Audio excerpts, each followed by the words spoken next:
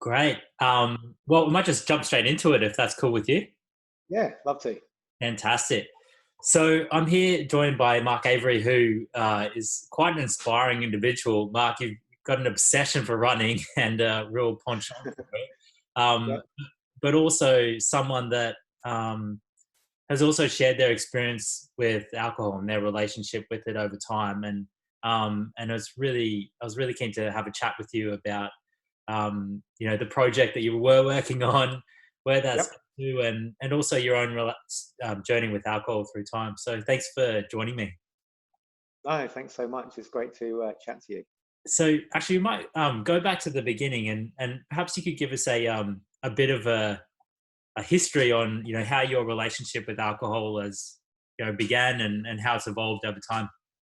Okay, cool. Yeah, I definitely won't share all the stories because I had a chat with a friend this morning who was saying, "Oh, why don't you say that?" And I was like, "I definitely won't be saying that." But I think a lot of people, I grew up and alcohol was just part of. Well, it seemed to be one of the sort of pivotal things, really. Everything revolved around drinking and I suppose looking forward to your next drink, although a lot of sport as well.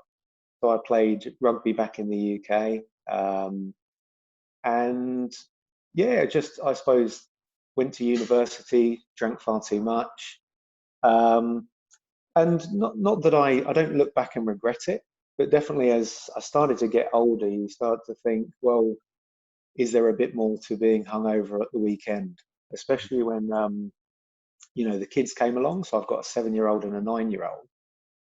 Um, you start to think about slightly different things. But I'd say until I'll jump into the sort of turning point. But up until that happened, it was sort of I wasn't completely happy with my relationship, but it wasn't bad enough to make me want to change, if that makes sense. Mm. Then 5 years ago, a friend and neighbour was diagnosed with cancer, and then within a really short space of time from being diagnosed, he unfortunately passed away. We were living next door to them at the time. He had a young daughter the same age as my daughter. So we grew up, we were passing the kids over the back fence. They were family to us. And then all of a sudden, as quickly as it took me to tell you that story, it felt as though he'd gone.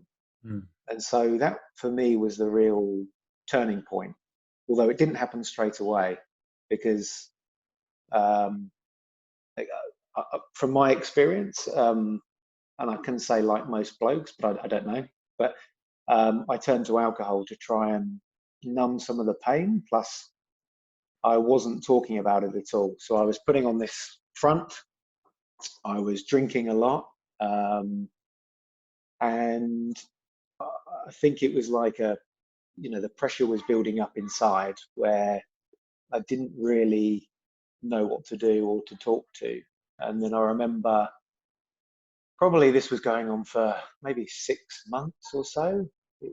It's all a bit fuzzy looking back. I think when you're in these really dark periods, your head's so fuzzy. So even looking back, sometimes in this really good state, I forget how bad it was. What it was like, yeah.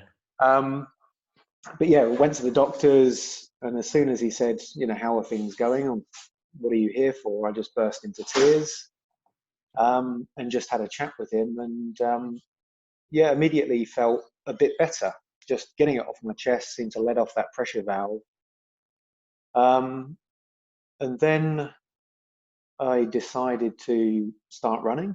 I thought, do you know what? It was a real sort of wake up call, him passing away. And it was the first time I really looked at my life and thought, am I happy with where I am? Not that my life was bad, but I just felt like I could do more. Um, and there was a lot of what ifs. So, yeah, decided to bite the bullet and go apply for my first marathon. So I did the Sydney Marathon, and just training for that and getting up early every Saturday to do my long runs and everything, and then slowly started cutting out the alcohol. And it was during that training that I first had this dream about running from Brisbane to Sydney. And, you know, for me, when I was in this really dark place, it was that sort of completely crazy goal that just seemed to, I don't know, give me a bit of inspiration and a bit of hope, even though at the time it just seemed so far away. And then ran my first marathon. I didn't tell anyone at the time, but went and completed my first marathon. Then a friend told me about some other running events up in the Blue Mountains. So I went and did a 50K up there, which nearly killed me.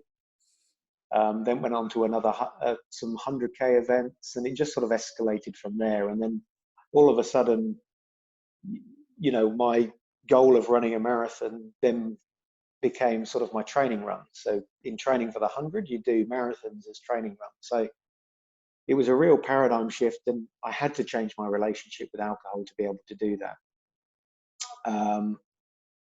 And then I'd say probably about a year and a half ago, I then decided, right, I'm going to tell people about Brisbane to Sydney. And one of them was my wife, who sort of looked at me in disbelief, because I sort of said, right, for my 40th birthday, I want to run from Brisbane to Sydney. And she looked at me like I was either having a nervous breakdown or a midlife, or maybe it's a bit of both. And yeah, it just sort of crept up on me. And then I reached out through the work you do with the Vodafone Foundation, and started speaking to Roger, and was loving the work that you guys are doing, and speaking to you guys there. And then all of a sudden it was a reality. But then a month ago, with everything else going on, I wasn't able to do that anymore.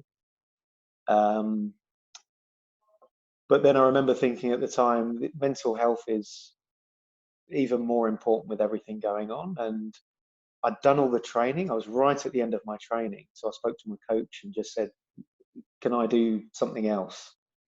And then we agreed that I could do the 21 half marathons in 21 days. So I started this morning. There's so much there to kind of unpack and sort of dig into. So let me, I guess, ask more of a personal question around Yeah, sure. this concept of pain. And I mean, Yes. just in telling you telling the story, it's hard to not evoke images of Forrest Gump, you know, in this moment where the kind of the world sort of crumbles and off he goes running around the country. Yeah. Um, I guess I'd love to know more about your own relationship with pain, both, you know, in a sense of running from it and escaping it. Often people use alcohol or other ways to do it. And also, I guess, in a sense, running 100 kilometers is running straight headfirst into what is probably a very painful experience.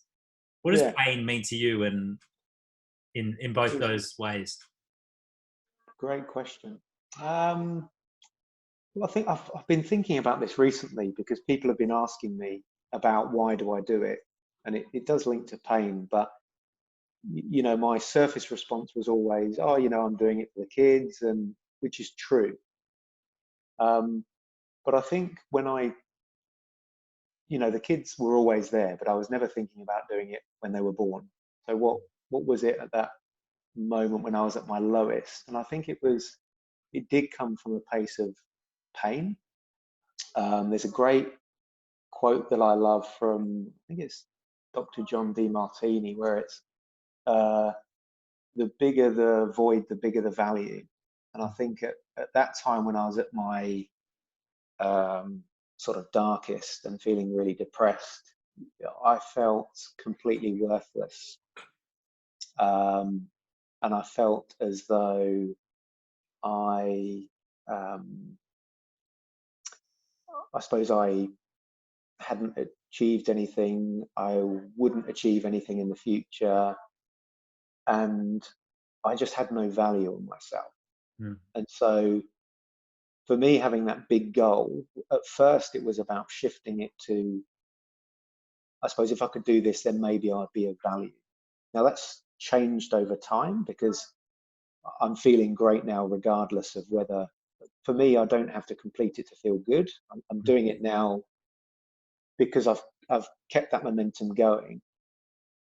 But I suppose to go back to your specific question about pain, for me, the pain of that you're going through in these races is nothing compared to the pain of being really depressed or feeling absolutely worthless. And it's a really, for me, it's a bit weird. It's a really nice pain where you sometimes in races where you're feeling completely deflated, you're absolutely ruined, and I can't help but smiling and feeling really proud of where I've come from, Mm. and sort of using that darkness to come forward. And I know my kids are at the next checkpoint or the finish line, um, and it's just an amazing feeling. So for me, the suffering and the pain is just a really beautiful reminder of where I've come from. And it's a weird thing to explain.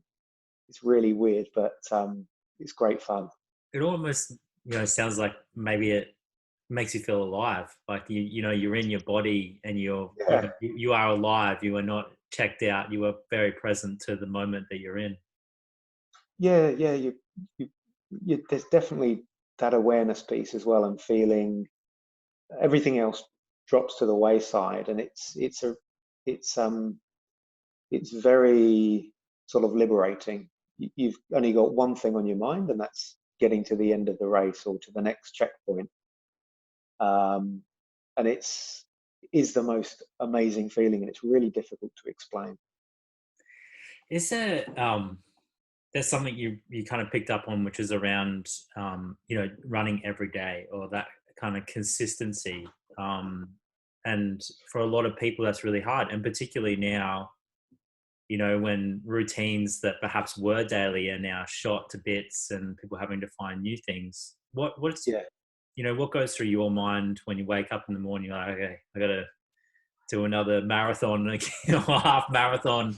What are your thoughts around that? I don't. For me personally, I don't get it. As in, I don't wake up in the morning and think, "Oh God, I've got to go running." It's Mm, something that I really, really look forward to.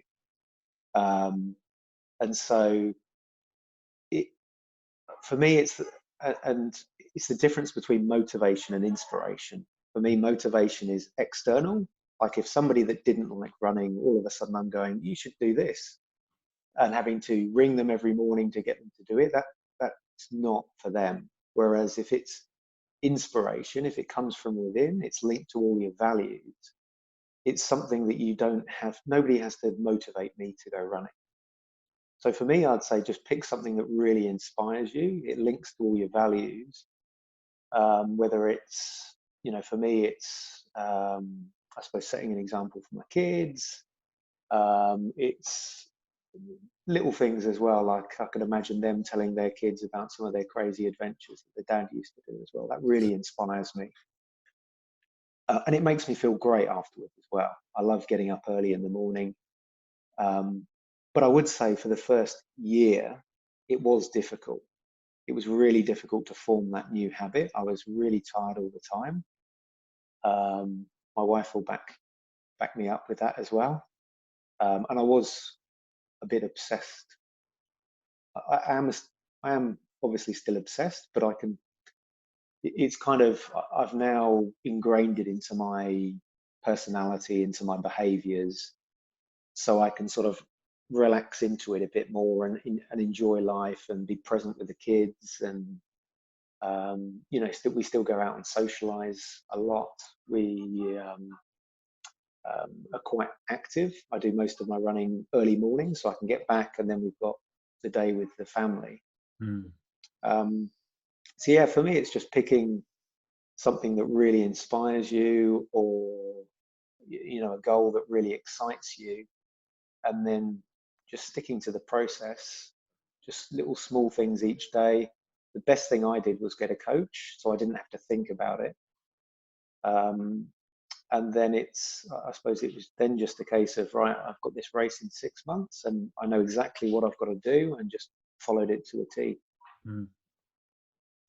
It's quite an achievement to almost have it imbued in your sense of self and personality. And I can get this sense of almost peace with that comes from you, that you feel really kind of at peace with what you're doing, and having this real passion and this real identity with it. For a lot of our members, this new identity of sobriety, or even if it's for a brief amount of time, it's really difficult, I think, to break those patterns. And one of the real difficulty that they have is with friends and family that aren't so supportive. Have you found, Yeah. what's been what has been the kind of relationship you have with your family, that you're kind of, family, I imagine back in the UK, for Yeah. a lot of them, and you know, how has this sort of shift in personality played out in that dynamic and your friends as well? Yeah. Well, I'd say with my family, it was pretty easy because, I've got a very, despite being in the UK, I've got a really close family, and um, they just accept me for who I am. If I'm not going to drink, I'm not going to drink. If I do, I do. But yeah, definitely when I first started out, I probably went to the extreme and I cut out alcohol completely, and I stopped going out because I didn't trust myself. Um, so I mean, yeah, it was a bit of a recluse while I'm trying to work it all out as well and feeling pretty rubbish. But then over time, I think, when you start to work out what is the new normal in different situations. So I just pick, let's say going out to a social function, and I know it's going to be, it's going to be awkward at first. So I think just accepting that. And as long as you've got a couple of people supporting you, like my wife is very supportive. I've got very supportive close friends. Um, and they, I think you've got to accept there's going to be a bit of banter at times as well, which is fair enough because I give it as good as you get it.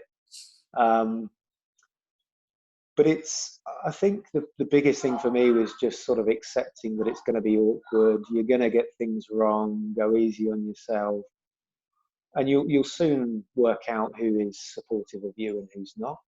Um, and I mean, as I said, I went to the extreme and just cut it out completely because I couldn't. If I had one drink, I had to have many. Mm. But now I've got a great relationship with alcohol where, um, I'll easily go out and have just a couple of beers, and I'll get up the next day and train. Or, if we have a barbecue and have a load of friends over, I'll have a few more beers. I do sneak the light beers in a lot as well. So I've found them really helpful. Um, I try and, I used to drink quite a bit of whiskey, but I try and stay away from whiskey now. Um, but I think I've been hungover once in the past year. Um, and that was when I went back to the UK and got a bit carried away. It felt absolutely terrible the next day, but I just accepted that for what it was, and then just went back super healthy again. And it Mm. was for me, it was kind of a reminder of, yeah, this is why I don't do this Very anymore. useful, I imagine. Yeah, I think if you don't beat yourself up and Yeah. think, oh, I've failed. For me, it was just, okay, this is I got a bit overexcited with some old schoolmates, um, and it was a good laugh. But yeah, time to I suppose get back training as well because I was training for something at the time. I have the same thing with my school friends. So some it's habits around that were formed, like, and almost just it was so that drinking patterns were so infused with that time and that kind of thing. You go back into it, and changing those it's so hard. It's so really hard to change those cultures there. Yeah. Have you what are your reflections on culture more broadly? With kind of mental health in Australia, and perhaps particularly mental health with men. Mm. What do you see as the challenges in our culture around that, and what do you think we can do about it? Yeah. Well, I mean, I'm no expert, and I'm fairly new to it. But all I can say is, since I sort of shared my story and was very open last year, I've had quite a few mates reach out and say, "Oh, I went through a hard time as well." And I've always said to them, "Well, why didn't you tell me?" And they were like, "Well, why didn't you tell me?" And I'm like, "Okay, fair enough." So for me, that's one of the. It seems to be one of the biggest things about just for blokes to talk about it. I think the awareness is really good. I think people understand that mental health is a problem, but as blokes, we still feel as though we need to work it out ourselves, and maybe it's seen as a weakness. Um, so yeah, one of the big things I'm trying to do in being open about sort of my experience with bad mental health was, it's okay not to be okay, as the sort of slogan goes, and that I'll quite happily tell people now when I'm having a bad day, or maybe a couple in a row. I'm just as susceptible as anyone else to have a bad day. And again, I'm not expecting to feel happy all the time. Mm. I think there's you've got to accept that there's going to be an ebb and flow to life, and an ebb and flow to your emotions, and that's perfectly fine. Um, but yeah, it's definitely, I think, since as I said, as I've been more open about sharing and having different conversations with people, a lot of my mates have as well. Um, and so that's, I don't know, I can't speak for anyone else, but I've definitely noticed that's the biggest thing within my circle of friends and extended circle of friends. Because I think once you have that conversation and you're very open, the resources out there are just amazing. And, your mates will support you. Mm, that's great advice. I want to kind of backtrack a little bit. I really want to get a sense of what it's like to feel inspired. What to paint a picture for me. When you're running and you're at a particular point, and it feels like you feel alive, or you feel in a certain way. Like, because I imagine you must have these moments when you're running of just great inspiration. Mm. And I'd love to hear what that feels like, as a long distance runner. Um, yeah.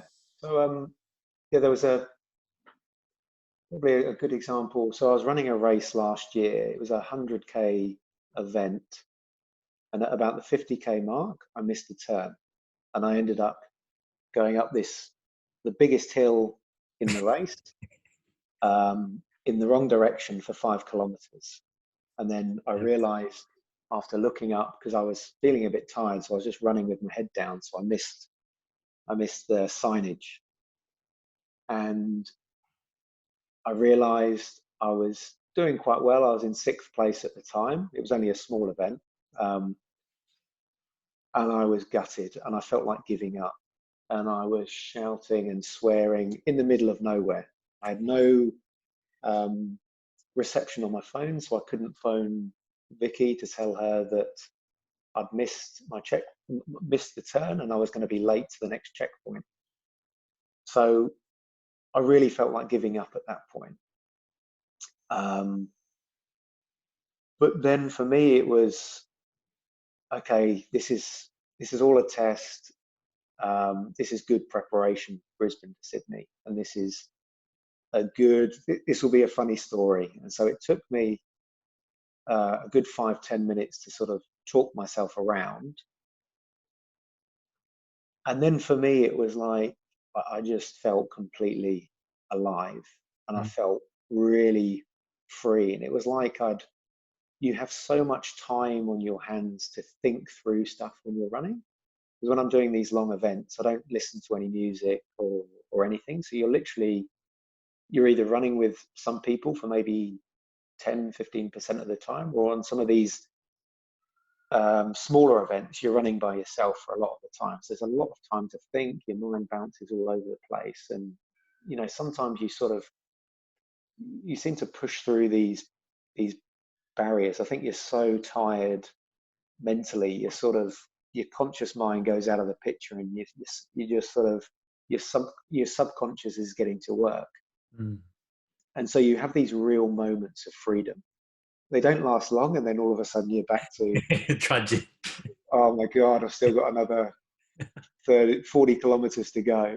But it's definitely, you do, as I said before, you have this sort of single purpose, and everything's just stripped away. Wow. And you're too tired for the conscious mind to overthink stuff. And it's literally just one foot in front of the other. And you're just in the most amazing sort of scenery as well in Australia. And they're the sort of moments that you really remember, and you think, oh, I could solve any problem. But as I said, surely enough, 10-20 minutes later, you're back to your legs hurting, and oh, where did that good feeling go? But you sort of have a laugh with it as well, and it's as I said, it's just the ebb and flow of running. You sort of take it all on the chin and take it all with a pinch of salt, really. Amazing. And so where can people follow your journey over these 21 days? How can people kind of stay in touch and follow what you're doing? So Facebook and Instagram are at markjamesavery.com, Mark with a K, or Run for Mental Fitness, RUN, the number 4, mentalfitness.com. Mark, thank you so much for giving us your time and sharing your story. It's been really inspiring. Oh, not at all. It's been great chatting with you, Chris. And as I said before, I love the work you guys are doing. I think it's really amazing. Thanks, mate.